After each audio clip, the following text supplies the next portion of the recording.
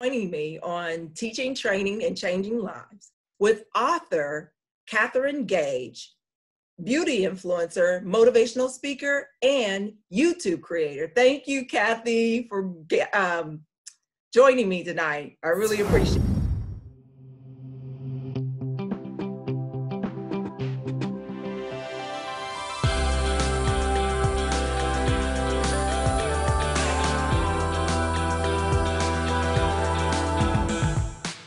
Welcome. Thank you for having me. I appreciate the invite. Well, you know, we were talking earlier how about you have a mega following, but as I discussed on YouTube and on Facebook, I mean, you just do all kinds of things.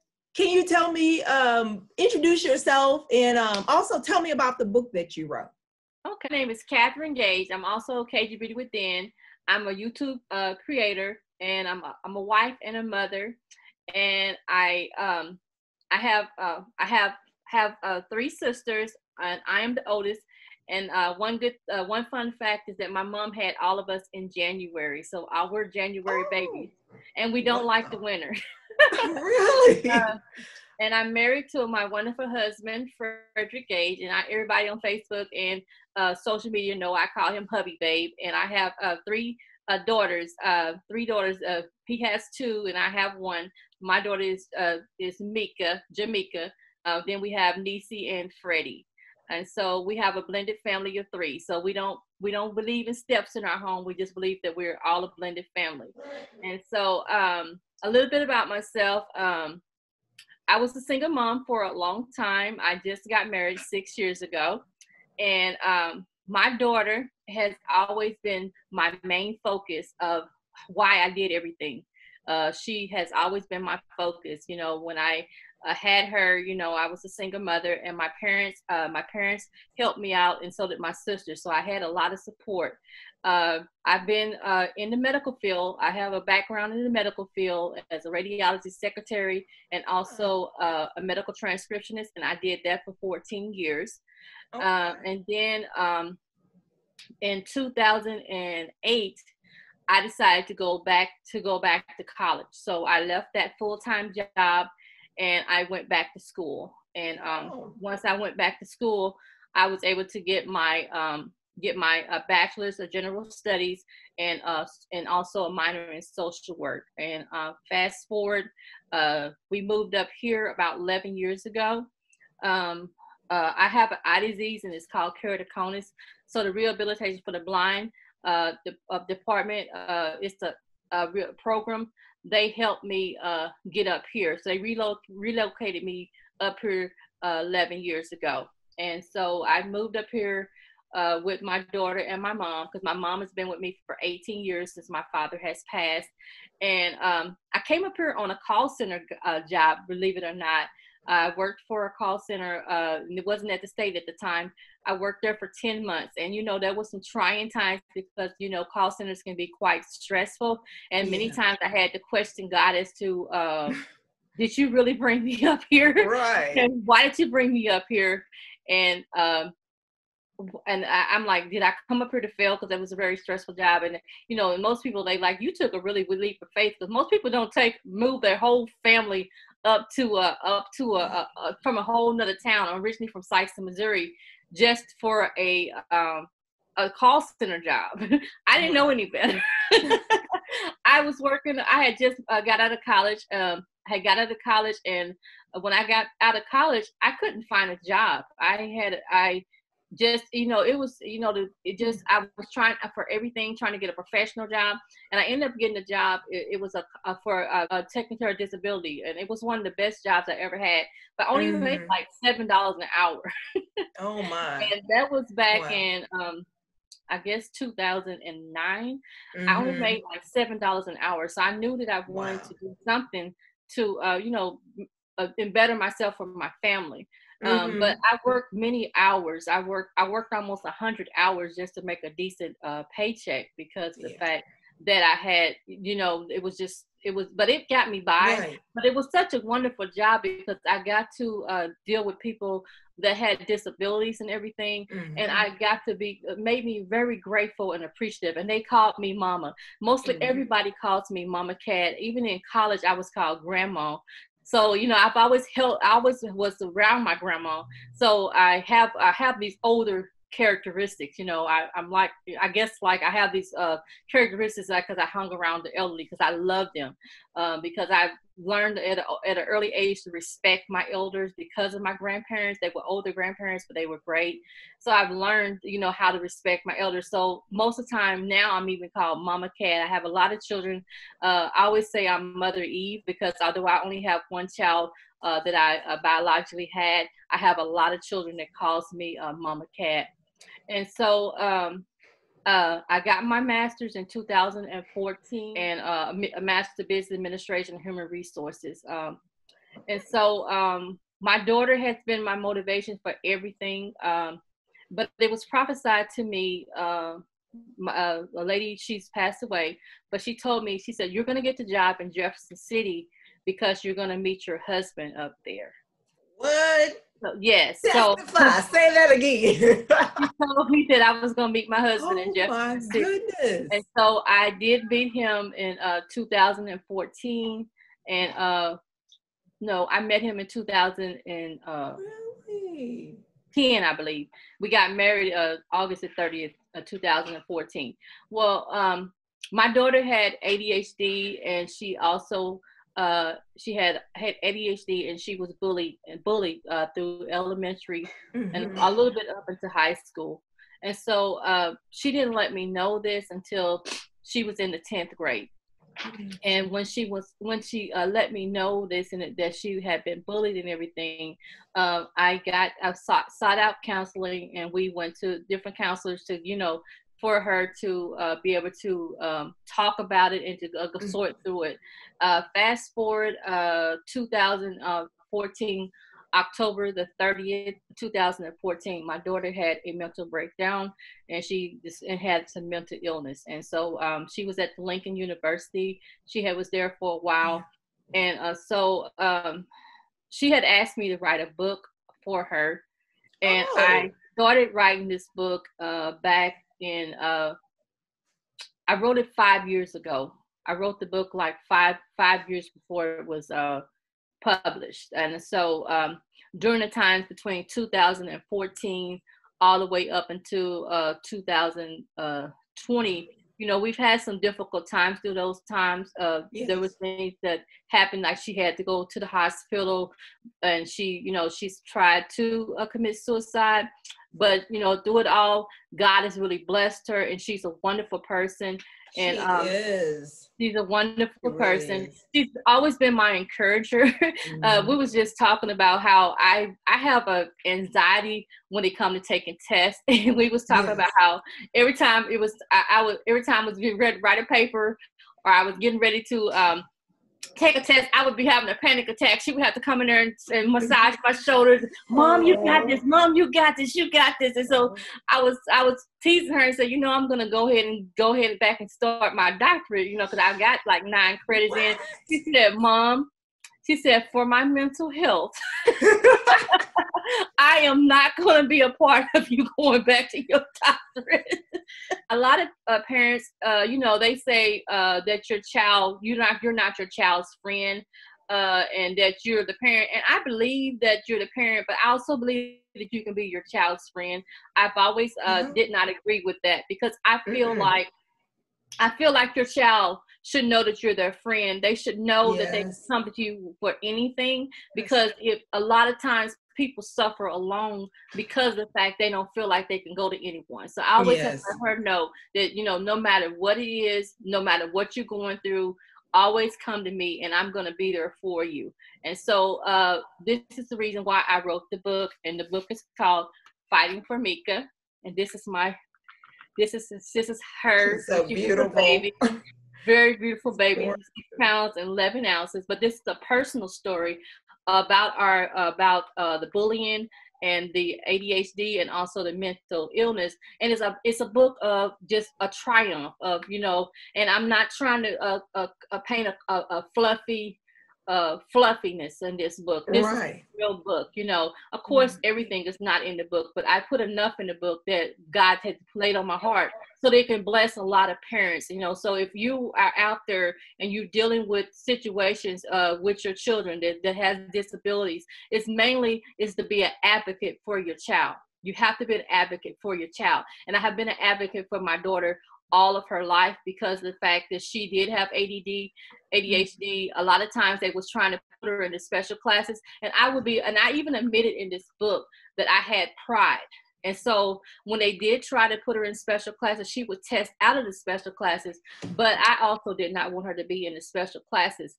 But if I could do it over and if it showed that she needed to be in a special class, I would have put her in a special class because of the fact. And the reason why I say that is because sometimes it made her be behind a lot of the children because she was trying to keep up with them. And sometimes a child may need special attention, and there's nothing wrong with that, you know, the special education and things like that. And I did have a lot of pride back then, and and that's something I'm working on even now because I'm not a proudful person, but I take everything serious, and I like the way I present myself. You know, it's like I always take pride in my work and take pride in what I do, but at the same time, you also have to be humble. And so that's something that I'm learning. But this book, it has it was on hold for 5 years. I did not touch this book. And I'm gonna tell you what pushed me to publish the book was because my good friend Janie Hogg, she has a conference on Let the Healing Begin. And we do this every year from the House of Refuge. And so she was telling me she wanted me to be a speaker on that date. And I told her, I said, you know what? The book is ready. I'm going to get the book published. So when she told me about that pushed me because I had put the push to the side and I hadn't even tried to even get it published because of the fact, you know, for first few years, it was some painful things in it. And I just couldn't write. I didn't even write the book.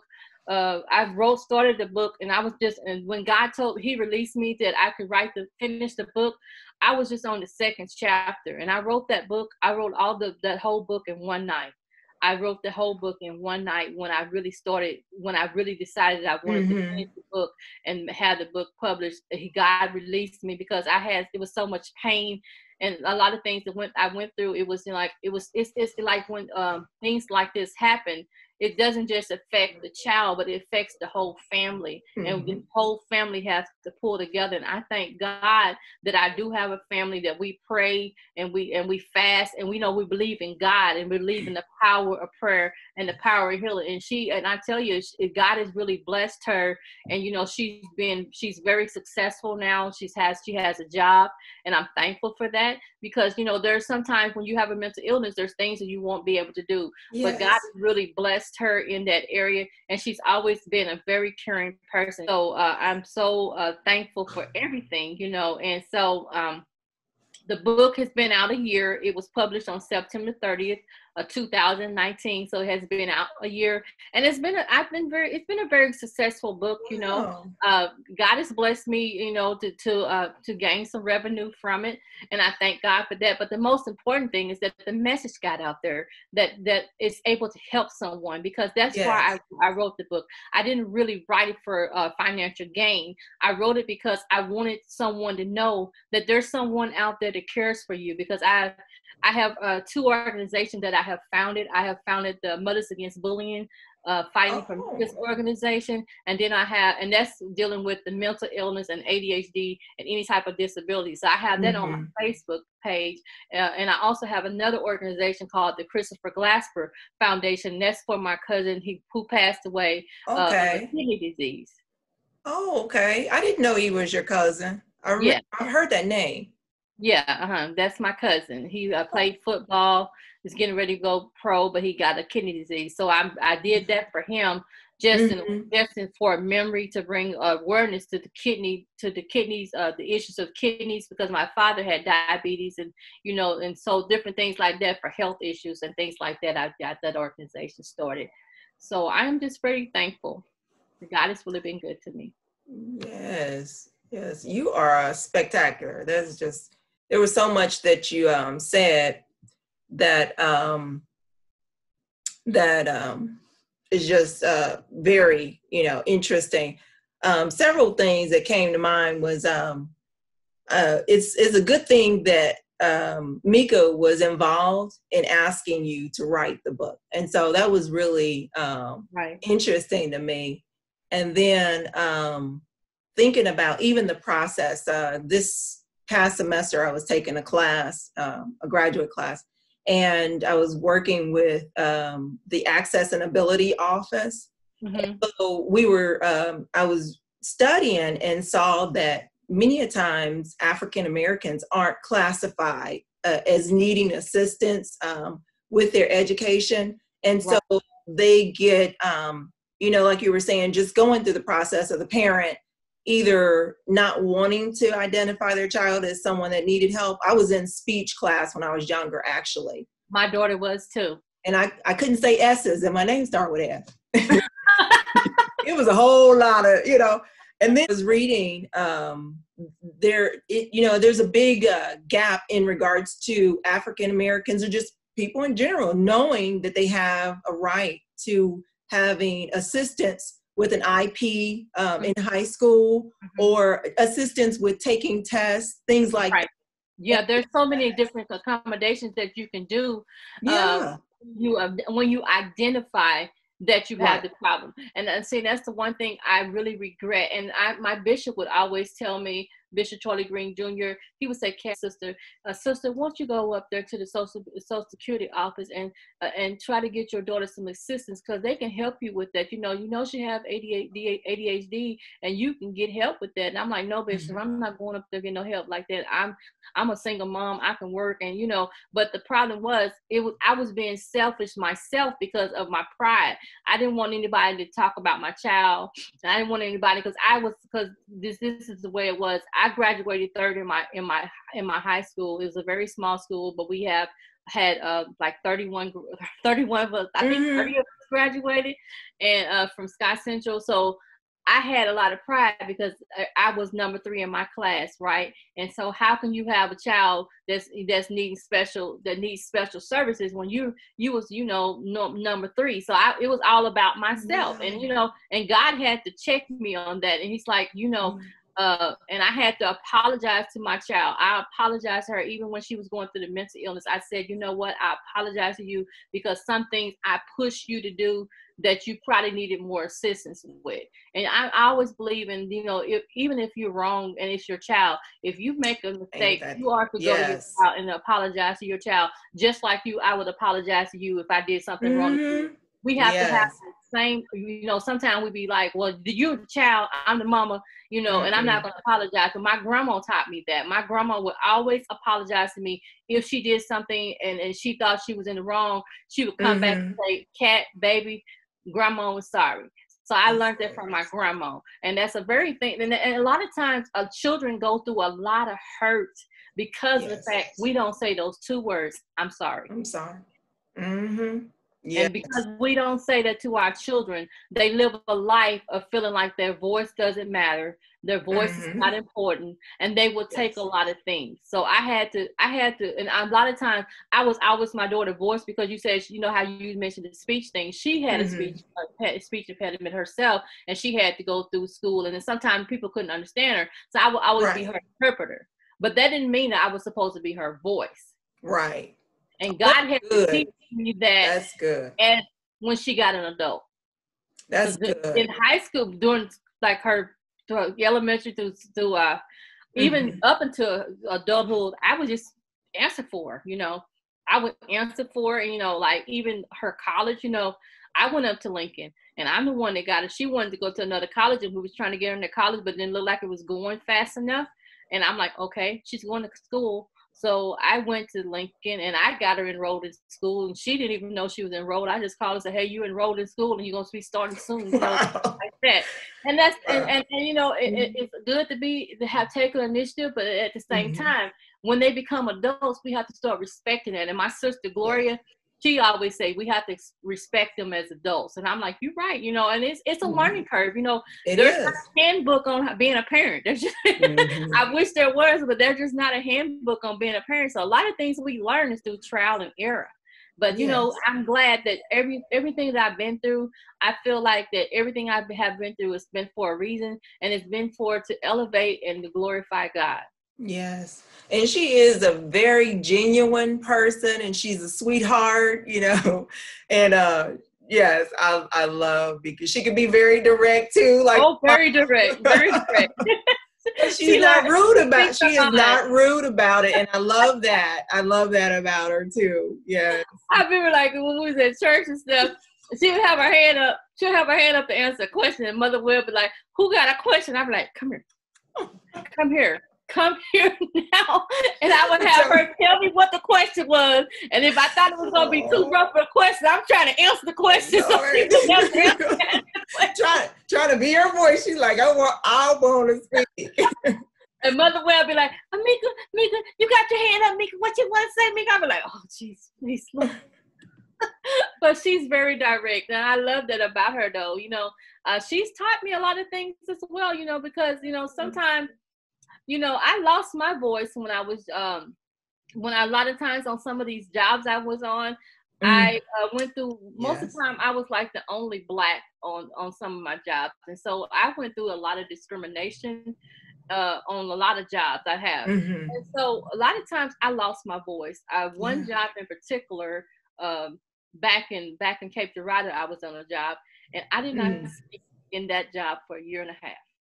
What? You say you didn't talk? I didn't talk to nobody in my office for a year and a half. Oh my goodness. Only when I had to. Oh. I would go by myself, and I would cry a lot in the bathroom because they wouldn't accept me. They wouldn't even and the supervisor, she, you know, I did great work, and she just had me under her thumb for like 5 years. I was up under her thumb. I couldn't send nothing through anything. Everything had to be scrutinized by her. And it just amazes me that sometimes how the circle turns and you end up in the same situation. So, but you know, God is good. I just started my business full time this week.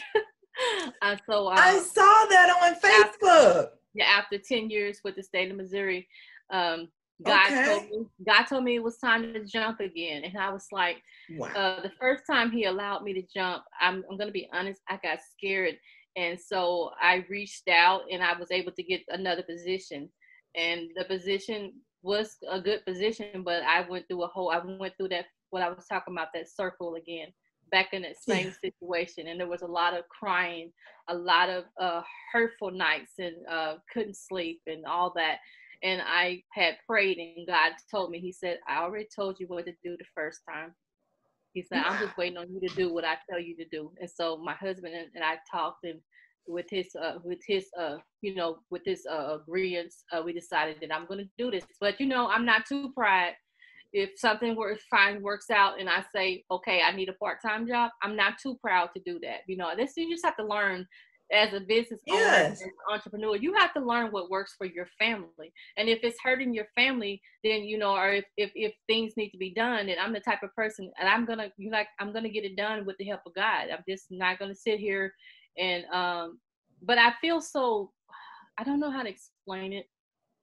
I'm nervous, but I feel free at the same time. I feel there is a confidence. There is a peace that surpasses all understanding that will guard your heart and your mind when you trust God. It's like you said, when you start thinking about it and you add everything up, then that's when it's like, oh, if I have to do this. But then when there's a place where when you know you've obeyed God and you've listened and you're coming out of that, okay, God, I'm just going to trust you even though it doesn't add up and it doesn't make sense. I'm just going to do this. There's stuff, I mean, you can't explain it. You know, you just can't explain it. But you know what God told me? And He told me this last year. He said, you jumped before. And He told me that when you moved here, and when you I jumped several times. When I was working with that one job in KGbeautywithin, I decided I was going to go back to school. I quit a full-time job, and my daughter was still a child, and So, and I quit a full-time job, and I had the rehabilitation for the blind. So they helped me go to school, but I also did not have a job, and I had to get on welfare for a little bit. Yes. And, you know, and I'm just going to be honest, that was the reason why I wanted to work for the state of Missouri so bad, is because of the fact that when I went to sign up for welfare, they made me feel so little, and made me feel like I felt so little, and, you know, I was talked down to. And I just looked at the lady and I said, ma'am, I know you don't know me. I said, but let me educate you on who I am. I get that from my dad. He always said, you don't know who I am. And I said, let me educate you on who I am. I said, I am a single mother, and I have been working for 10 years. I said, I have been working for 10 years. And I said, I've decided to go back to school to better myself. And I said, and let me just let you know that I can take your job today and do your job. No problem. Right. And I'm like, so don't look down on me. Don't talk down on me, because I am just trying to better myself, because I'm trying to make a life for my child and make sure my child have things that she needs. So I said, I can do your job today. I said, all I need is training, and I'll do your job. So that was my drive to work for the state of Missouri. Because I wanted to work for the state of Missouri because I wanted to show people how to be treated. Wow. See, that's what I'm talking about. And I did it for 10 years. And you did it. And served customers. And I did not know that this was leading up to my Mary Kay business, because I've been in Mary Kay 6 years. And I'm going to tell you the truth. The reason why I went to Mary Kay, because I was getting ready to get married. I wanted some money for the wedding. And that's the only reason. And I had just got my master's. I thought, and I was like, okay, well, I need a business. I want to put this master's to work. So what I said, I want to put this master's to work. So this will be a good business to go into. When I heard about the plan and everything, I'm like, this will be a good business to go into. And then plus I wanted some money. But when I started the business, I got more than that, because our motto in Mary Kay is God first, family second, career third. And that's when I really found balance, because before then, although I had faith, I had wavering faith. I always operated in wavering faith for a long time. I would pray and I would believe God would do it, and then I would go back and worry. I'm a worryholic most of the time, but God is teaching me how to have faith in Him and not to worry about it. And I'm going to tell you, when you talk about that peace that surpasses all understanding, when I came into Mary Kay with that motto, that has been the motto of my life. And even when Mika got the mental illness, I had to put Mary Kay on the hold. And the director I had at the time, she told me, she said, Mary Kay's been around for 51 years. She said, we'll be here when you get ready to come back. It's time for you to take care of your child. And just to have that, and just to have a company that believes in God. I mean, when you start off, you pray. So you start meetings off of prayer. You talk about God, and you're able to express God. And I always tell God, if I can't put you in it, then I don't want it. Yes. And that's just how it is. Oh my goodness. A few years ago, a little bit after you had started Mary Kay, you had asked me about getting in, and someone else had asked me about it too. And I was just like, no, I don't want to do, I came up with reasons. And now I look back and I'm like, at that time in my life, you were starting off, using your degree. And I remember you saying that.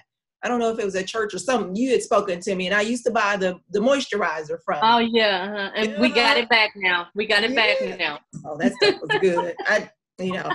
Yeah, they did away with it for a minute, and then everybody, by popular demand, it came back. Really? So and for me, that was a big investment, because that was $20, and it wasn't like I was paying $20 a month anyway.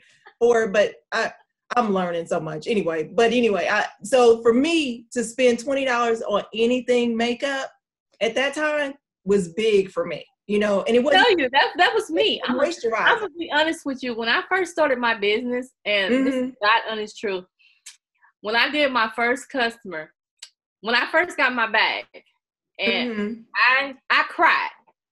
The startup cost? No, I didn't. It wasn't the startup cost. Oh, it just you mean just having? I didn't think I was gonna make no money. Oh, I really? didn't understand the value of what I had in my bag. When I first got my bag, I was like, "Oh God, I made a mistake. How am I gonna make some money with this?" I'm gonna tell you what it is, Sister Kathy. You are an influencer for real, because a lot of people get that bag, and it don't turn out like that. But I mean, really, you were just, your mindset was like, I am gonna make this. It just seemed like you came across like, this is gonna work, you know? Well, yeah, but when my first facial, Mm-hmm. I did this one lady, and I didn't believe my products was good enough for her.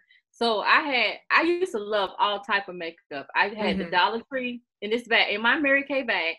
I had the Dollar Tree. I had Dollar Tree products. I had dollar store products. I had Walmart products. I had some of everything. I hadn't invested in our Mary Kay brushes. I went to the Dollar Tree and got some of those brushes. What? And when I went, and so I went to the lady, and she had a stroke, and so so she couldn't use her hands. We do it like hands off. Is what we try to do. And so I was using those hard bristle brushes. She's like, oh baby, can you be a little softer? And so I was like, oh my God. So I did this for 2 times. I also had a family that came to our church, and they asked me to come and do a makeover with them. And one of the childs passed away since then. And so this girl had came down from Michigan. And she caught on to what I was doing when I was doing those 6 faces. I was trying to dip in there, so I would do like this, and I would be coming back out with the eyeshadow, because they wanted orange and they wanted all these other colors, and I didn't have all of that because I had just started. So all I had was my samples. All I had was like probably red, green, and blue or whatever. Right. So I was dipping in my bag, and I would come back out and I'd do the eyeshadow and stuff. I was trying to hide what I was doing. I had all this, and my daughter Mika would always say, "Mom, this is not gonna work. This is not going to work. You're selling Mary Kay. You cannot have all this stuff in your bag. Mom, you have to get rid of all this stuff." But I didn't want to get rid of it. So then, I had took them home, and she let all of the people get out the car, and she said, "Miss Kathrine, you do really well with Mary Kay." She said, "But if I'm going to tell you something, if you want to be a Mary Kay consultant or representative, you're going to have to use the Mary Kay products." So she had caught on to my shenanigans. Wow. It was what you say, an expensive lesson. but that was me. Sometimes I can get a little bit stubborn or determined because I get that from my father. But I'm learning to listen. She called me out on it, and I was glad she called me out on it, because I was like, if either you're gonna do it the right way or you're not gonna do it, and and I didn't believe in shortcutting anything else. So why was I shortcutting myself, and why was I shortcutting my business? So those are just little things I've learned. We have to work just as hard for ourselves as we work for the 9 to 5. And there's nothing wrong with having a 9 to 5. So if you're out there and you have to work a 9 to 5 to take care of your children, you do what you have to do. But there's also a time that you can still dream, and your dream is your passion. So that's what you'll be going toward. Yes. And you are really building on your passion. I mean, like I was just introducing, it came from your the introduction for Miss KG. Is it KG Beauty? KG Beauty Within. And you have started doing YouTube videos. Oh my goodness. Okay, so one of your Mary Kay videos have 5,000 views. Do people know how hard it is to get 5,000 views? Like, I don't really. There's a video that you have. There's another video you got 4,000 viewers on there. Really? You ain't even looking. I look at it sometimes. I look at my analytics, but sometimes I don't, because sometimes a video will take off all the time, and sometimes it will. And I'm in a YouTube I'm taking a course on YouTube. Mm-hmm. So I'm in this course, and I have tried to up my game with my YouTube, because I'm gonna Mm-hmm. tell you the reason why I got started on YouTube Mm-hmm. in 2000. I've been doing YouTube since 2014 when I first got Didn't know that. when I first got my Mary Kay. And the reason why I got started on YouTube, because every time I had a rejection, and that's gonna go into that, how to overcome rejection. Mm-hmm. This is how I overcame rejection. Every time I had someone stand me up, I would do YouTube. I would get on YouTube. I would do a video. Really? And I would put it on YouTube. Mm-hmm. I would show whatever I was going to do on that with that person. Wow. I would do it on YouTube. And that's how I overcame objection. That's how I didn't quit. Because there was many times, this particular time, it was a Sunday. And that's the reason why, as a business owner, you have to set your boundaries. I always said I wasn't going to work on Sundays, but she couldn't meet any other time. And she said that she was going to meet on Sunday. And so, and this might have been when me and my husband was engaged, or we had started talking. So I had got my family together, my daughter, my mom. I had got them fed and everything. And then I just got in my car, and I went over to her house. And so I went to the door. I rung the doorbell and everything. So I'm looking at my thing, like, did I read the address wrong? Is this the address? So I get in my car, and I call her, and I call her, and I call her. She never comes to the door. Never comes to the door. And so I was like, and so you know me, I'm a crybaby. If you know me, I cry. I cried my eyes out. And then after I got through crying, I said, okay, I'm gonna shoot a video. So I got it. I went in the stand. I went in the Snooks parking lot, and I did an eyeshadow video in the parking lot. Really? So and then I went on to YouTube, and I made me a channel, and I uploaded it, because I'm like, anytime that something negative happened to me, I always made a video to make it positive. And some of those videos from the older days are from videos that are rejection. There's videos just to say, hey, I'm not going to stop. It's because it's educational, and I'm not going to stop. You know, you gotta learn how to take the no's with the yeses. And then you have to learn not to take it personal, because everybody is not going to want what you're selling. Yeah. Everybody's not going to want a lipstick. Everybody's not going to want makeup. Everybody's not going to want skincare. So you have to learn to not take it personal, and not get mad at them, and not, when you see them, you don't want to speak to them, because you know we can be bougie, and we can push those buttons, being bougie and things like that. And so you have to learn that you're in a service. So when you start looking at your business as a service, then you would not worry about the income. The income is going to come as you service, because as you give service to God, and you give service to your customers and your audience, that's when the reward is going to come. But if you're sitting up here just worried about money, you're not going to get it that way. It's going to be very hard. It's also, you're going to give up. That's why a lot of people give up, because the fact that they're not looking at the service of it. It's a blessing. It's a blessing to be able to teach someone how to have good skincare. It's a blessing to be able to teach someone, and you know what comes with skincare, or what comes with the makeup, you know, because I come from a Pentecostal background, and we didn't even believe that you could wear makeup, and things have changed since then, you know. And I was very judgmental at the time. You know, I remember one time I was at church, and this lady, she was praising God, and she was on the praise team, but she had on some red lipstick. That whole service, I could not get with service. I didn't clap my hands. I didn't praise God. I didn't do anything, because this lady had on red lipstick, and I always would sit on the front row, you know, Miss Church Mama. And I'm like, oh, she needs to sit herself down. She would sit herself down, talking about she loved God, and she praised God, and hallelujah. And you know what God told me? He said, you're sitting up here looking at her lipstick, and I'm looking at her heart. He said, you haven't praised me one time. He said, you haven't said, thank you, Jesus. You haven't said, Lord, I love you. You haven't gave any kind of praise or worship. This woman done got to my heart. Wow. He checked me right in church. He told me, he said, I'm not pleased with you at this moment, because you're not even looking at me. You're looking at someone else. And so that was the time that I was like, okay, God, so when someone had on lipstick or someone had on blush or somebody had on something else, or the dress might have not been all the way right or something like that, you let God deal with them, because you never know what they done went through. And sometimes we can be so judgmental of others, but we don't know what people went through. That's true. Someone that had on a short dress, they might have been out in the streets. They might have been out in the streets selling their bodies last night. You don't know what they went through. Mm-hmm. And so then we'll not have the love of God in our heart, and we'll be harsh on them. I think. And then we'll judge them some kind of way. Mm-hmm. And that we may be the only lifeline that they have. We may be the only refuge they have.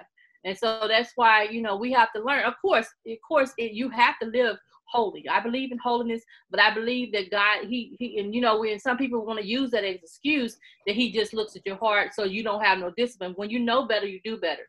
But when you come into the church as a newborn Christian, you're not going to know everything. Yeah. It's just like when I came into the business, I didn't know everything. And so you have to learn to love people where they're at. And that's one thing that God gave me with my daughter, even with her mental illness, that I have to love her. That's good. No matter what situation she's in, no matter what circumstance she's in, if she comes to me and tell me, Mom, this is this, I have to love her. Where she. That's good. That is so good, Kathy. That is, there's so many things you said. There's so much. That is so good. Oh my goodness. I didn't introduce you as an evangelist, but Kathy is an evangelist as well, a minister. And that's what, really, it is so you, and you really do have a heart for God, but it is expressed through your heart for people. What amazed me as well as looking at your videos was seeing, you were sharing with me, and then you had mentioned in your video, I think in May, you were saying that since the pandemic, so someone would question, why are you going to be an entrepreneur right now with Mary Kay, and there's a pandemic and you can't touch anybody and coronavirus is going on? But you said that this has been one of the most profitable times for your. Yeah, it really has. We have a wonderful company, and our leaders, we have nationals. Dr. Gloria Mayfield Banks is the #1 African American leader she's #1 in the whole world. Mm-hmm. #1. And she's been like that. She's been #1 for at least 4 years, and she's like a mentor to me. I look at everything she says, and when the pandemic hit, it terrified us. It paralyzed us for a while. Because a lot of times, our businesses are based upon seeing people and putting the product on their faces and things like that. And so they actually came in and they gave us training. We had to pivot. They said, hey, y'all, we got to pivot and we got to service our people where we at. So that's when Zoom came in. Zoom started to be a very pivotal point, or any type of things that you can streamline live, Facebook and things like that. We started having to share more because we had to start going live, because we had to show the people what our products are. I did it on YouTube, and I used to do it on Facebook, but sometimes when you have so many different platforms, you have to figure out, you have to be kind of strategic as to which one is going to work for you. Because I did Facebook for a long time, and I didn't even focus on my YouTube at all. And you know how they say iron sharpens iron? Well, one of my Mary Kay sisters, she's on YouTube, and Edith J. Smith. Hey, Edith. And she was doing so well on YouTube, and I was like, and I'm a competitive person. People don't know that, but I'm a competitive person. So I'm like, oh no, I can't just have her being Miss Mary Kay and I'm not on there. So I started really going hard. And the thing about it is that we sharpen each other. She'll come to me and she'll say, hey, what you doing here? What you doing there? And we you always have a running partner. That's what they teach us in Mary Kay. It's like you have a running partner, and it's okay to have friendly competition, but it's not. I don't believe in downing anybody. Yeah, I don't down any company. If you ever listen to me on my social media platforms, I have bought things from Avon. From some of my friends. They sell Avon. And I have bought things from them. My husband had a fit, though. I remember the first time I bought something from Avon, and he came home and seen that Avon bun. He said, "What in the world is this Avon box in our house?" I said, "Baby, I'm supporting someone." He said, "Oh, we don't do Avon in this house. We do Mary Kay." I had to put my Avon had to put the box up and hide my product so he wouldn't be looking at it, because he's like, he's competitive too. So it was so funny, but I don't mind, and I always say, my motto has always been, if I can help someone, then my living is not in vain. I always have lived by that. I love that song. That's one of my favorite songs, even though I might mess the lyrics up. And if you know me, you know I'll mess the lyrics up in the moment. I'll make a song up in the middle of a song. If I forget words, I will make my own song. But you sing it with your whole heart, though. We've been singing because we've sung our whole life, my family. My dad made us start singing at age 5. Okay. So we had a group called the Moore Sisters, and like we literally had to sing. I mean, we would get whippings if we didn't sing. So we've been singing our whole life. So I would make a song up. It doesn't matter to me. I'm like, hey, the song, I'm in the middle of this song. I'm not gonna say, hey, can you start over? Can you put me in there? I'm like, no, we gonna just roll with it. That's funny. How did you discover your why? You shared how you discovered your why for YouTube. You shared how you discovered your why for your book with Mika, and also you actually shared, and I didn't even know the story, how you shared your why that you came to Jefferson City. So that is just amazing to me. Oh, can I go back real quick? First of all, how did you share? Tell me why came to your thoughts when I said, how did you discover your why? Mm-hmm. Well, in Mary Kay, we have a lot of training. So that and even in any entrepreneurship, they will always tell you that you have to discover your why. You have to find something that's greater than yourself. If your why is just that I want to make money, then you're not going to keep going, because when the money don't come, if you don't sell anything and you're getting a lot of no's, you're going to stop, because your focus is just on money. But when you put your why, when your why is, they always teach us to make your why so big that it scares you. Wow. And my why has always been my daughter. Mm-hmm.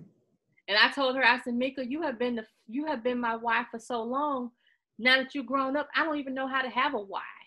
I have a husband. That's good. I have a husband, but even then, with my daughter having a mental illness, a lot of times, even when she had got married and everything, I still was like treating her like a kid. I never did let her grow up. And even God had to deal with me, because I chose this picture right here. And God told me, even though Mika liked it, I let Mika choose which covering we wanted, because I wanted her to be a part of the process. And I had mine all pink, Mary Kay pink. So my cover was going to be pink with the baby picture. But God had to deal with me. He says, you have not allowed her to grow up. Wow. He said, because even when you wrote this book, Fighting for Mika, you didn't even put a picture of her 24 years old, 25 years old. You went straight back to that baby. That is good, Kathy.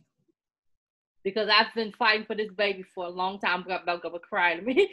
But I've been fighting for her for a long time. But I didn't allow her to grow up. And so a lot of times as parents, and people would tell me, oh, you need to let her grow up. Even when she was at Lincoln, if she called me, I was there. She's always been there for me, and I've been there for her. So a lot of times, we don't know what to do when our why grow up. Yeah. Wow. That's a sermon. That's a whole book. What do you do when your why grow up? When your why, for real. I mean, there are a lot of books. Because a lot of parents. Yeah. And even in marriages, I remember my mother telling me that, Sister Kathy, KGbeautywithin. Because I remember my mother telling me, when I was younger, she told me, she said, when you get married and when you get a child, she said, make sure that your husband comes first. And she said, make sure you carry your own purse and not the diaper bag as your purse.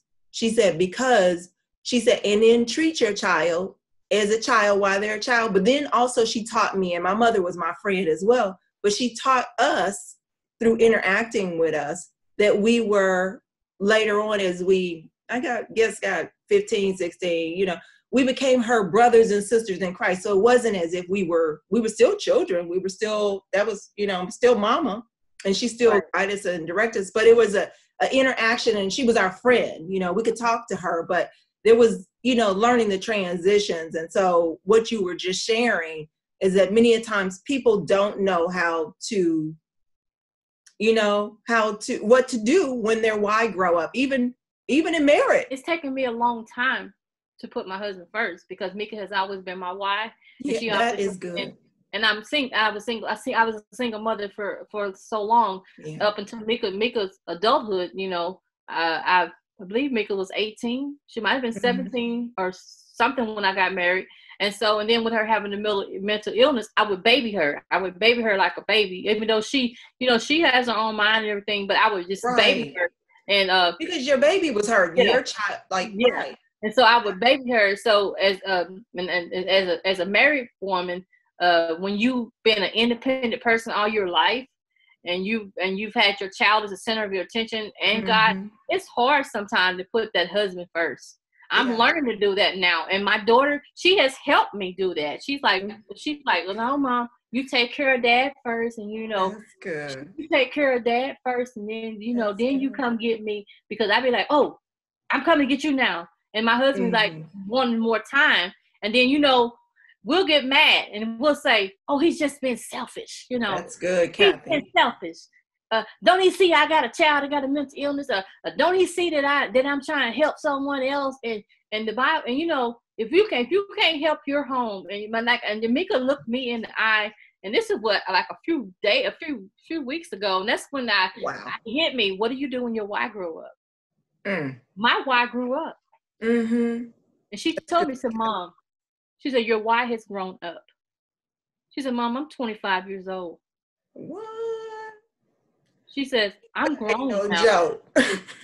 She said, Mama, your why has grown up. Oh, my Lord.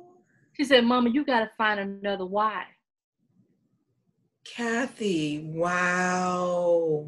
Oh, my Lord. She said, Mom, you got to find another why. She said, your why is going to have to be your husband. That's good. Your why is going to have to be grandma or the family. She said, Mom, you gotta let me go. You know, she's like, and she said, I'm gonna be okay, Mom. And you know, and that was the one thing that was hard for me to. That is so good. It was hard for me to even decide to resign from my job. It's because even though Mika has Medicaid through her disability, I also would have her on my insurance as well. And so I was just so afraid of, you know, well, what if something happened? What if she have a mental illness, or what if she needs to go to another hospital that doesn't accept the Medicaid? And she, you know, and she told me, and she was the one that told me. She said, Mom, I'm going to be fine. She said, Mom, I have medical. Yes. She said, Mom, I'm going to be fine. She said, I'm tired of seeing you cry. I'm tired of seeing you hurt. And my husband told me the same thing, my sisters and everybody. I have not been myself for probably 10 years. I have not been myself. Wow. I have been through so much of trying to prove yourself when you're African American. And with the times that we're in, things got really rough as President Obama got in office for a lot of people don't talk about it. We go through this all our life is trying to be better and we always have to do things 10 times better than the next person as an African American. And I have went through a lot of hurt and a lot of pain, but I don't let that stop me. I mean, because I'm going to always treat you good, no matter how you treat me. Now, I'm no joke. Don't play me, you know, saying I'm weak, because I'm not weak. I can be very something else but I have to get back in God's spirit. But she was the one that told me, I'm going to be okay, Mom. Wow. Your why has grown up. And so that's the reason why I wasn't going to do what God told me to do, because I was worried about her. I was worried about, you know, is she going to be okay? Oh my God. He told me I'm going to be okay. Mm-hmm. He uses people all the time to minister to you. He used a child. My grandma always would tell me, she always would tell me, she said, God used whoever he wants. She said, if he used you to help me, and she was grandma was in her 60s, and she said, baby, if God tell you to tell me something, you tell me. She said, God used children in the Bible, so I'm not gonna be the old, like she would say, I'm not gonna be the old fool that don't want to listen because you a child. Won't he speak through the children? Oh, Father. He will speak to the children. He will. Yes. Oh, just like I see God using your son in a great way. And who would have thought that our babies would be used so powerful, you know? And sometimes we don't realize that we have what we have instilled in them. We don't realize that we have done, what God has done or what we have instilled throughout in them. And it's wonderful to see that. It's wonderful to see that. It really is. I am so excited about your new beginning.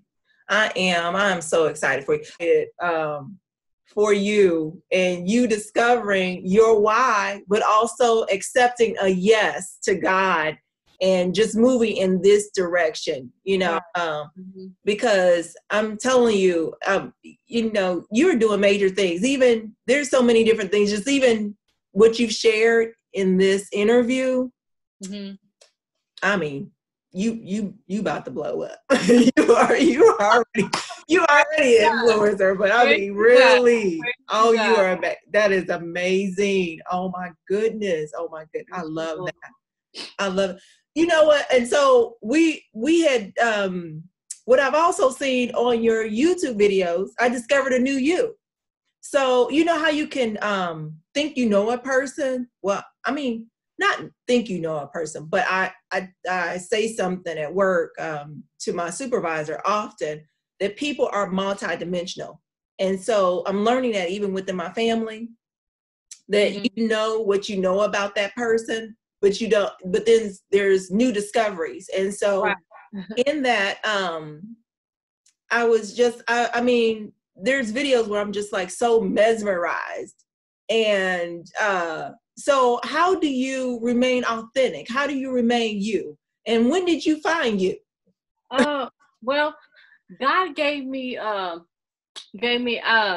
in I had watched some videos back in the day, when I first started my channel, and it was telling you how to market yourself, and you don't want to just be known as Mary Kay. You want to have something for yourself. You want to have something that makes you different from everyone else, because we all can be business owners, but you always have to have your unique spin on what you do and why you do it. And so I was praying for a name, and God gave me KGbeautywithin, and it's teaching women how to have beauty from the inside out. Right. And being authentic has not always been the case for me, because sometimes I would conform to whoever you wanted me to be. That's good. Yeah, I understand it. Like when back in the day when I didn't talk for a year and a half, I didn't really but during that year and a half I didn't talk in my office, but God gave me favor with the CEO of the hospital. Interesting. So I would sit at a table because the people didn't want to sit with me. And my late Aunt Mary, she'd been gone 2 years, and I would call her and she said, "Baby, you just there to work and go home. You're not there to make any friends. You're not there to make any friends. You're there for your family. You're there for your daughter." She said, "If they don't talk to you, then you go sit at a table and you eat your food and you be fine with that." She said, "You don't have to talk to them. You don't have to socialize with them. You're not there to make friends. You're there to make a living. You're there to make an income." And she always had those powerful wisdom, little nuggets and everything. So I would go sit at the table. I would go sit at the table by myself. And one day the CEO saw me sitting by myself.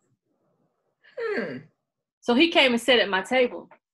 He goes, "Are you sitting by yourself?" I said, "Yeah." He said, "Well," he told me his name and everything. I can't remember back now because it's been so long ago. And he sat at the table with me, right? And we talked and we laughed. And those people that didn't want me to sit with them or they wouldn't have nothing to do with me, they came walking by because they had went exercising or something. and they saw me sitting at the table with the CEO, and their mouths dropped. And he was like, he'll prepare the table before you in the presence of your enemy. And so their mouths dropped. And so the next day, he came and sat with me. He brought 2 doctors with him. Oh, and the next day he came, it would be just me, and then all the doctors and all the administrators, they would all be at my table with the CEO of the company. Wow. So it doesn't matter if people don't accept you. Wow, it doesn't matter if people don't believe who you are. You have to believe in yourself. And so when during that time when I wouldn't speak, or I would water myself down. I have watered myself down because people couldn't take my education. They couldn't take that you're a powerful woman. And I have watered myself down for so long. I had watered myself down for so long that I had actually started to get dumb in a way. I couldn't remember anything. And the guy had told me, he said, so, are you going to be yourself? And my daughter used to tell me the same thing, because I'm a copycat by nature. I love to copy, but I don't plagiarize. I love to copy, but I don't plagiarize. So, right there, that's a book right there. Dr. Gloria Mayfield Banks tells us it's all right to copy, as long as you copy the right cat. In other words, it's okay to copy, but you always got to put your spin on something. So anytime, that's how you be authentic. You put your own spin on it, and you give the person credit. It doesn't take anything from me to say I got the idea from Dr. Sally Byrne. It doesn't take anything from me. Yeah. It doesn't take anything from me to tell you that you look beautiful, or that I like your hair. A lot of times, us as women, we don't want to lift each other up. We don't want to give anybody a compliment, because we think that's going to take from us. But actually, it don't take from me. It builds. I already know I'm beautiful. So you go to do that. Yes. You know what I'm saying? And it took a long time for me it took a long time for that self-esteem that I have right now, or confidence that I have. It took a lot of hurt and pain. It took a lot of thinking I wasn't good enough. It took a lot of I'm not worthy of this. And a lot of times when you think you're not worthy, you settle. And I have done all of that. I've settled. I've watered myself down. But when I turned 40, something happened when I turned 40. When I turn, I'm almost 50. I'll be 50 in January 20th. Really? Okay. I'm 49 years old now. I was wondering how old you were, but I wasn't going to ask. I don't mind telling, because I'm thankful. Because your skin look good and you beautiful. Yes, I'll be 50 in January. Guys, wow.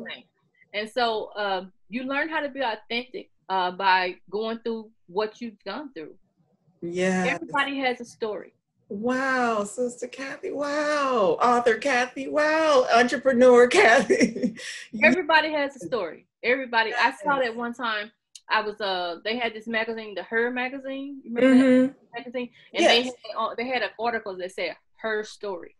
Yes. It doesn't matter who name it is. It's like the woman with the issue of blood. She had her own story.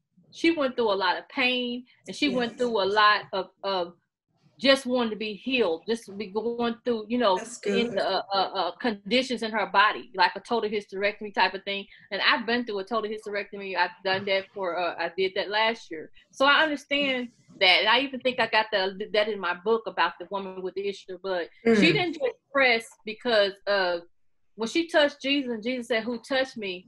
It was a touch of faith. When he felt the virtue go out his body, he actually felt that faith that woman had. She she was nameless. We just know her as a woman of issue of blood. And I believe the reason why she's nameless, so that we can you can put Sally, I can put Kathy, we can put Mary, whatever their name is, you can put your name there. So we all have issues. We all have issues that will sometimes drain you dry if you're not careful. In your heart, the bitterness, all that type of stuff can set up if you don't have forgiveness. So that's how you remain authentic. You have to, first of all, you have to trust God and know and let Him tell you who He is. It's not who man say you are. It's who God say you are. Mm. God said we're blessed. Amen. He said I'm beautifully and wonderfully made. Yes. So if he said that about me, it doesn't matter what you say. Mm-hmm. So long as I know I'm being true to me and that I'm being true to my audience, I'm being true to my customers, you're not going to get anything fluffy. Just like products. If the product doesn't work, I'm going to tell you it doesn't work. Because I'm not going to have a customer and I want to sell a lipstick so bad and I know that that's not the right color for her. Right. But I'm going to sell her a green lipstick. And I know she don't even look good in green. Right. I'm going to say that it's just that color would not compliment you. That's good. How about you try this color? I think you would like this one better. And I always told God, if I have to cheat someone to get the top, I don't want it because I didn't get it the correct way. So therefore, it's not going to be fulfilling. So you have to learn to be authentic by being who you are and don't be ashamed of who you are. See, sometimes I'm loud. I'm loud by nature, but I can't stand noise. You can't stand noise? I can't stand noise, but I'm loud. When I praise God, I'm the loudest thing in there. Sometimes when I'm laughing, I'm the loudest thing there. But I guess I get that from my dad. He couldn't stand a lot of noise. I can't stand noise. And Gloria said, my sister said, how can you be loud and can't stand noise? I said, I don't know. But you just have to learn. You have to learn to be yourself. That's good. And you have to learn to accept your flaws. That's good. Because we're not going to be perfect on everything. Mm-hmm. But you have to maximize your strengths, and you have to do a self-discovery. Sometimes it's about a lot of times on my being authentic or something. I do this exercise where I call it a brain dump. Okay. I take a sheet of paper. Got one here. I don't think I got an ink pen. You got an ink pen? But anyway, I'll take a sheet of paper, and on this side here, I'll write down all the negative things I'm feeling about myself. Wow. Okay. On this side here, I'll write down everything that God says I am. Why has God been telling me to do that? Okay, I hear you. Okay. Are you serious? Yes. Like things that are coming to my mind and what I'm feeling. Yeah, it's called a brain dump. Patterns and stuff about the past. Yeah. And then he's like, write down. Then he say, write down what I'm saying. Write down what my word says. Wow. Okay. So it's called a brain dump. And yes, ma'am. They taught this in some of the classes that we did with Mary Kay. And so anything I'm feeling, I would write it here. I'm hurt. God says you're loved. God said you're healed, or whatever. Yes. I'm not worthy. God said you wonderful and beautiful. Yes. Look, so whatever he said, whatever. Yes, Lakeisha said she did something similar to that. And that's how her book, that's how she came up with the different affirmations. Her book came out. But yeah. The thing is that you have to silence the negative. Yes. You have to silence the noise of the devil, because the devil is going to tell you so much. And how did Jesus fight? How did Jesus fight the devil when Jesus was hungry? Yes. With the word. He said, it is written. Yes. Yeah. Yes. So therefore, she was just talking about that tonight. By your own words, are you justified? By your own words, are you condemned? So and many times people don't know that inward conversation that we have in our mind, actually, it's our voice, and then we internalize it more. It's actually your subconscious mind. It's the things you tell yourself. Yes. In your subconscious, and if you don't get those things out of your subconscious, you're gonna sabotage yourself. Yes. You're gonna say if I don't get that stuff out of my head, then I'm not gonna ever move forward. I'm gonna always be paralyzed and crippled. And God had gave me that message a while back about that, about people that are just paralyzed and crippled. The man that was at the Gethsemane, and how he said nobody came and took me to the water. You know, we'll find all kind of excuses why we're not doing what we want to do, or why we're not doing what God said do, or why my business not doing this, and why I'm not doing that. But you got to be willing. You have to be willing to be uncomfortable And you have to be willing to trust God. And that's something I'm having to learn. And then like some days, like this week, it's been kind of strange, because I wake up and I have a goal to do things, and sometimes it works and sometimes it doesn't. But all I can say is it was necessary. Yes. All that I went through, all of the things that even the things that I went through that was negative, it was necessary because it's building me. I'm gonna grow from it. For a long time, I've been a night owl.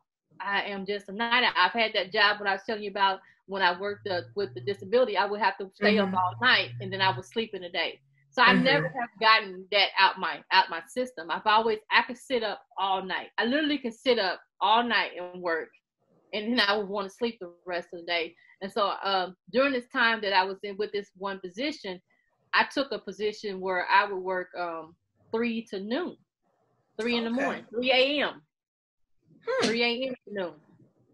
And I did that shift really, really great. It was a great shift for me. I was tired, but I think God did that to me for a reason. Not knowing that I was gonna jump again. I didn't know I was gonna jump again. Right. Because I was really trying to make that work, but it wasn't working. But I was trying hard to make it work. And then God said, now, okay, so he finally said, now, are you going to do what I tell you to do? I told you to jump. You keep running me, crying to me, telling me, Lord, this, and you see this, you see that. He spoke and he said, I already told you what to do. That's good. And he goes, and so this last time when I finally did it, I was like, I was getting nervous as the time etched on. And I was like, this time I'm going to feel this fear. I'm going to let it ride out. I'm going to let it do what God said it's going to do. That's good. I'm not going to reach out to nobody to try to save me. Because when I reached out to get and I ended up getting another position, it ended up being worse than what I had. Because God told me to jump the first time.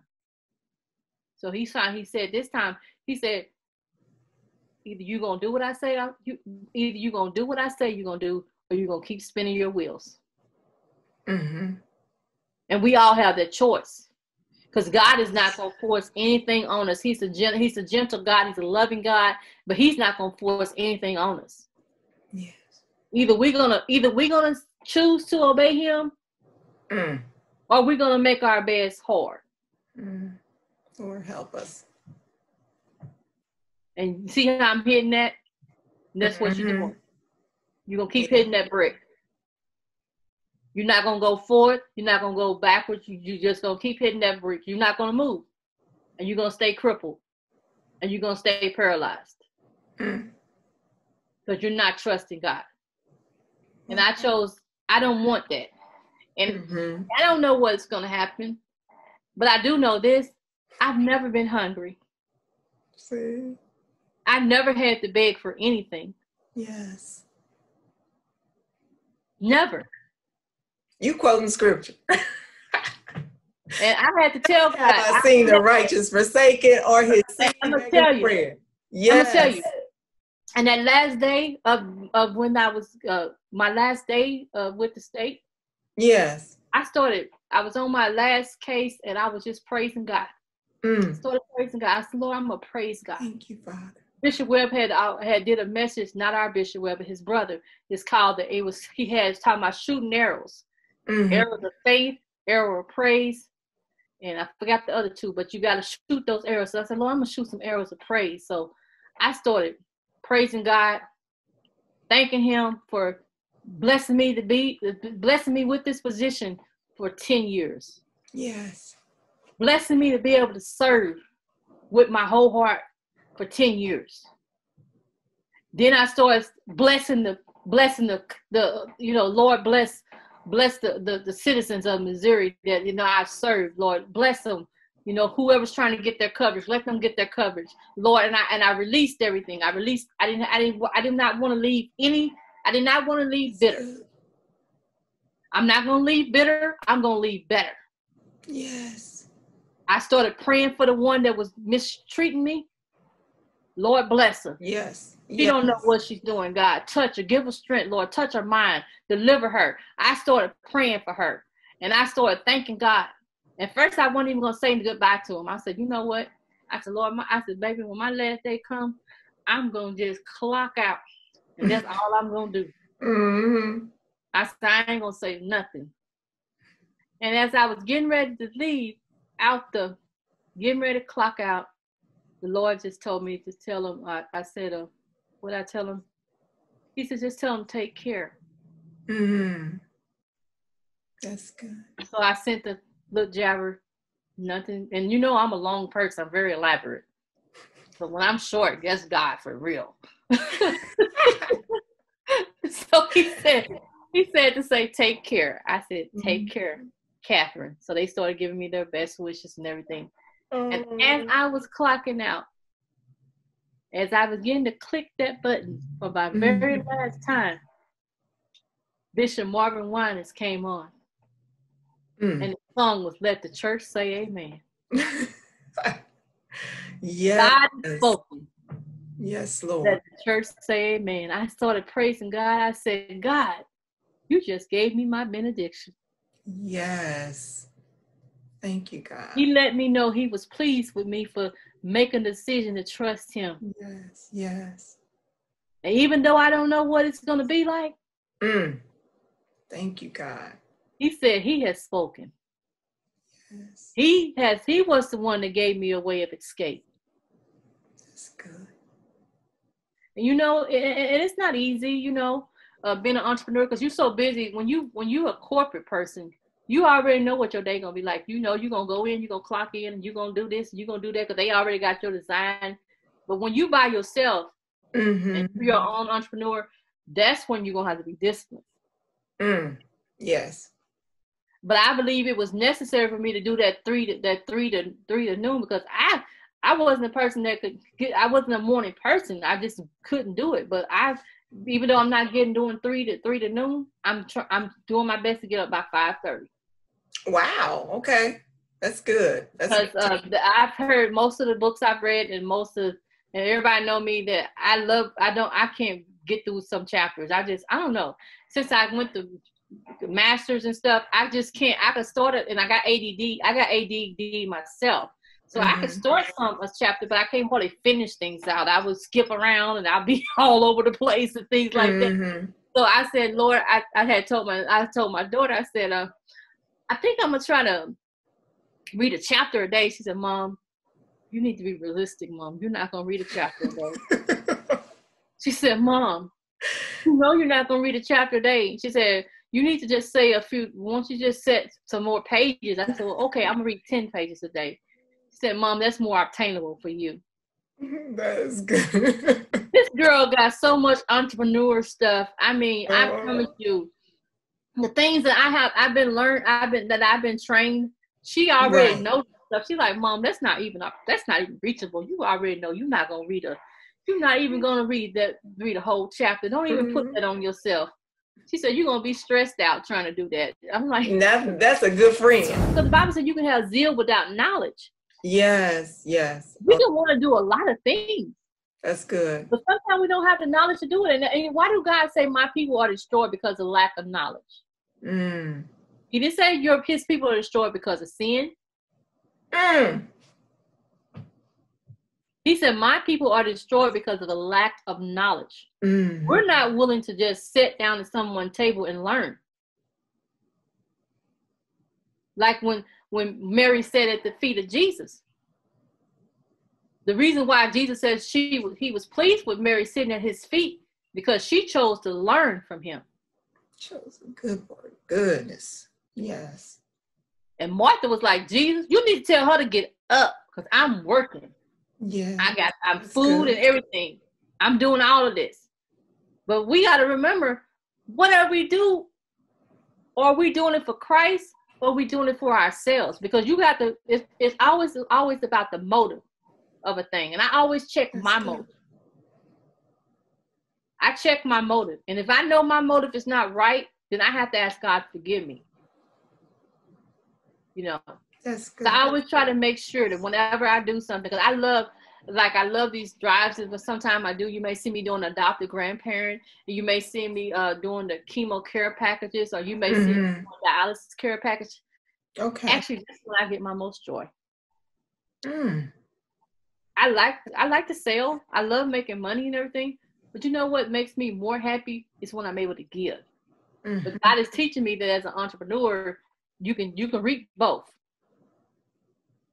You can give and then you can receive. Mm-hmm. A lot of times I love to give, but then sometimes receiving is a hard thing for me sometimes, but I love to give. But he said you can do both. Yes.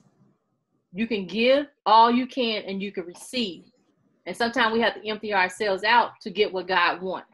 That's good.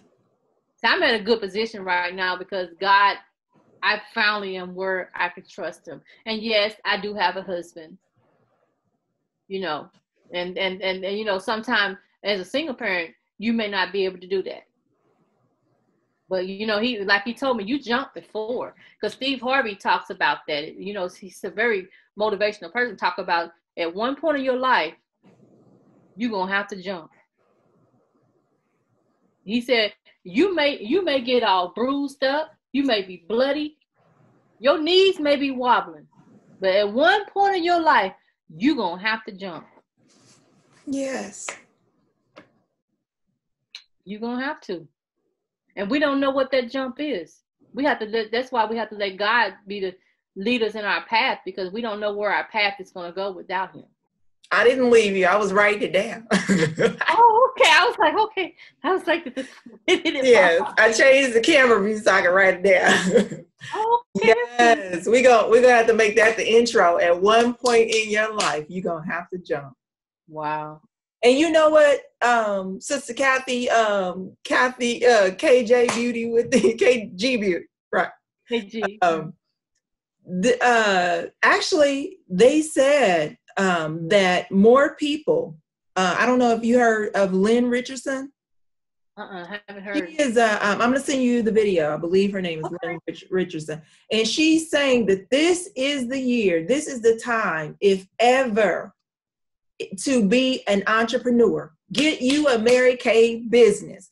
Get you some type of business. She said because business owners, she said during the COVID-19 thing, they could apply for grants and apply for relief, that because they had established themselves as businesses, she said they got all kind of money because people legitimately had businesses, home businesses. And then she said there were write-offs and what have you. So, and just the aspect of faith, as you were talking, I thought about the greatest people of faith that we read about. We're always talking about, you know, how they had faith to do this or to step out and trust God. But then when you see someone do it, this is the time to jump. There's going to be a point. Bishop Jakes is one of the persons I followed. Matter of fact, he was the one that really led me back to Christ when I was when Mika was born, and I was in a bad relationship, and I would just watch him and cry. He's in my book as well. But if you read how he started, he did not start on top. You know, he had things where his lights got cut off, and he talks about in one of his books, Can You Stand to Be Blessed? He said that God had told him to go full time in the ministry, and he decided he wasn't going to do it, so he was working in the factory, and God shut that whole factory down. Yeah, because he you know, it's like, you know, it's like when God tell you to do something, he gonna get your attention one way or another. And so, you know, we have to just learn. I mean, and it's not easy all the time. You know, it's not easy. But my sister, she started a business. She started a bling business, during this pivot, the time of the COVID, because this is a time that entrepreneurs are going to rise. And you know what? We have had entrepreneurs in our family on our Moore side. My grandfather, them. We have had a history of entrepreneurs. We have had a history of entrepreneurs, and it's because it's good to have your own. And then I was telling my sister Gloria was telling me, she said, Kat, you know, do you realize that God had us as entrepreneurs when we was young? When we was young, we had a paper route, and me and her would deliver paper deliver paper in Sison, and we were delivering Haywood City. And it was teaching you. It really was teaching you how to accountability when you are an entrepreneur. You know, if you say you're gonna do something, do it. If you're not gonna do it, then don't say that. Nobody's twisting your arm to say you're gonna do something. Right. That's good. That is so good. That's a lesson. I'm telling you, you need to have a online class for entrepreneurs. They're coming. They are coming. There will be entrepreneurship courses coming as God tells me, leads me, and tell me what to do. I'm gonna do whatever He tells me to do, because He is my pilot, and I'm just here with Him. We just riding together. And so He's leading me, and that's one thing I love about, even with my customers, how sometimes, like, when I everyone, they know that when I give them, like when I give them their products to them, I don't just, I'll give them a sample or something I think they will want. I always pray about it. I always ask God, well, God, what do you think they want? And it'd be so strange, because he'd be like, this one time He told me to give this girl a purple eyeshadow, and I'm fussing with Him like, Lord, why do I need to give her a purple eyeshadow? And Lord, I need to try to make some money. And He's like, give her a purple eyeshadow. And I'm like, okay, God, I'm not fussing with you, because you know more than I know. And when I gave it to her, we gave it to her, and it was like a gift, because she was taking care of my mom, and she was getting ready to go back to college. And she said, oh my God, I love purple. I just had prayed and asked God to give me a purple eyeshadow. Really? Oh, wow. I'm like, okay, God, I'm sorry. More than I know. One time He told me to put a to-do list in a customer bag, and I'm like, a to-do list, Lord, for real? So just a pad that was a to-do? Yeah. Okay. Yeah. I don't got nothing to do with no Mary Kay. It don't got nothing to do with no lipstick or anything. I said, you want me to put a to-do pad in there? Yes. So I went around like fussing with him for a minute, and I always learn, if He tell me something and he says, but you got to learn to be obedient the first time. And so I put it in there, and then she texts me back like, oh my God, are you reading my mind? I just said I need to go to the store and get me a to-do list. He knows. Gotta make you look good if you listen to him. He'll make you look so professional, because sometimes you don't know what you're doing. It's just God. Well, Sally, I really have enjoyed you, and I've learned a lot from you tonight as well. And I just want to encourage you to keep on doing what you're doing. You're doing a wonderful job. I love this segment. And, as God keep using you, you're going to grow. Thank you. So I really have enjoyed this time. I've enjoyed the sincerity of what you're doing. A lot of times we don't understand why you're doing it. But just being able to spotlight someone is also going to spotlight you. Wow.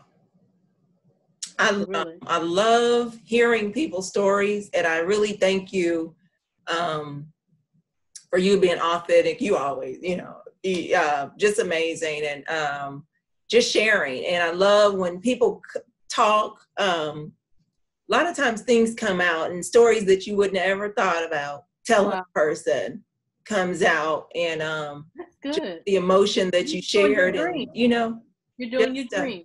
God actually put in my heart. He said,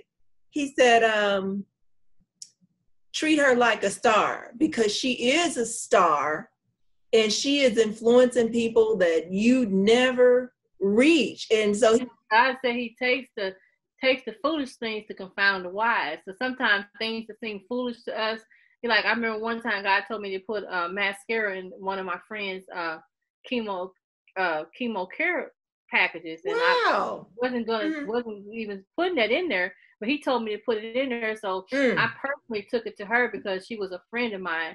And so when I went there, she cried, because she's like, wow, all my eyebrows have left. Since I've been doing chemo, I don't have any eyebrows, and I've been wanting some eyebrows. And she's like, and my eyelashes have left.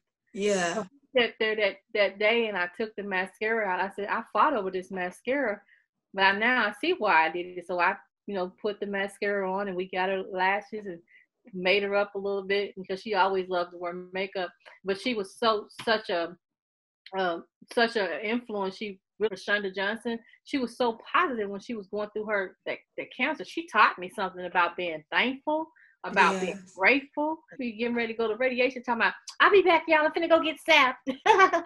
And just keep on walking out. I was like, girl, I'm like, it taught me something, So God He would bring people into your life to teach you.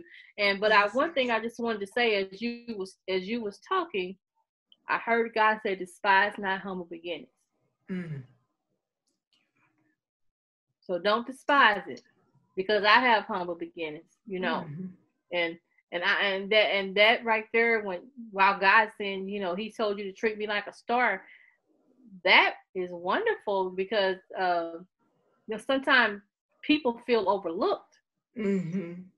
and for a long time, people have overlooked me, but God always have told me and let me know who I am.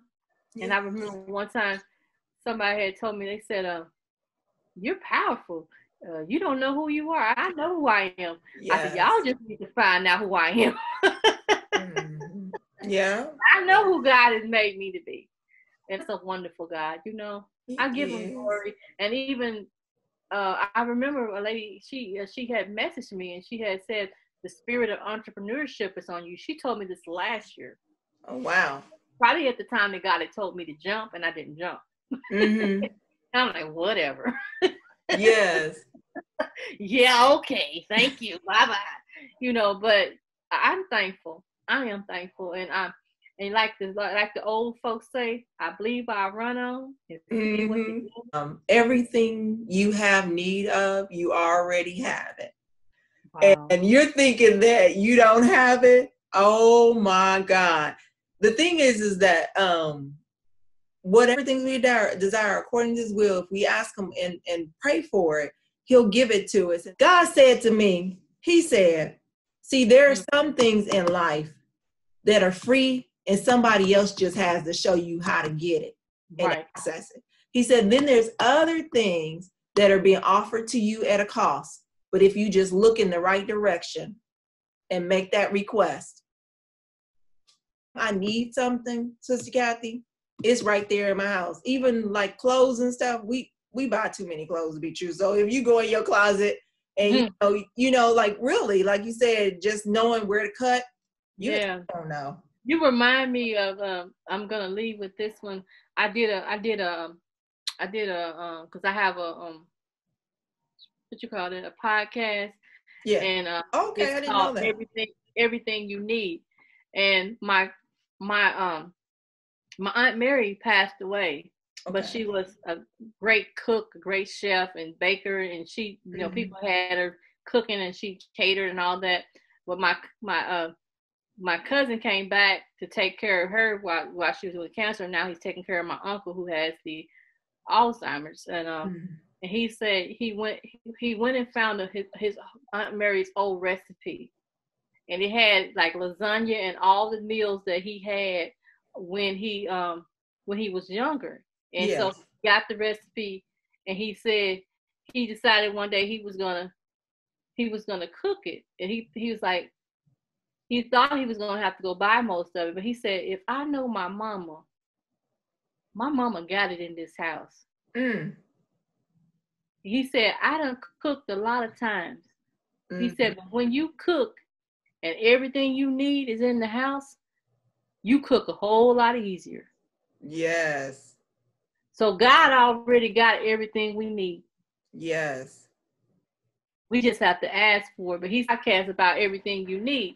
It's a lot easier when you know that God has everything you need. And we're not in this alone. Liz Morrow, she has a thing, when she went through cancer, she got this saying that she says, now, no one fights alone. And that stood with me. I love that, because we don't fight alone. We all have things that we go through, but don't ever be afraid to reach out for help. Yes. And don't be silent. That's one thing what I like to do about the mental illness, breaking the silence of mental illness. Because a lot of times we don't want to talk about it, because it's not something easy. It's not something fun. And we are shamed and embarrassed. But whatever you go through, you're going through it for a reason. You don't have to be embarrassed. You just have to just trust God, and He'll get you through everything. Yes, ma'am. Well, thank you, Sister Kathy, again. So much for this opportunity, Dr. Sally Brown. Thank you. Thank you, Dr. Kathy. It's coming. It's coming.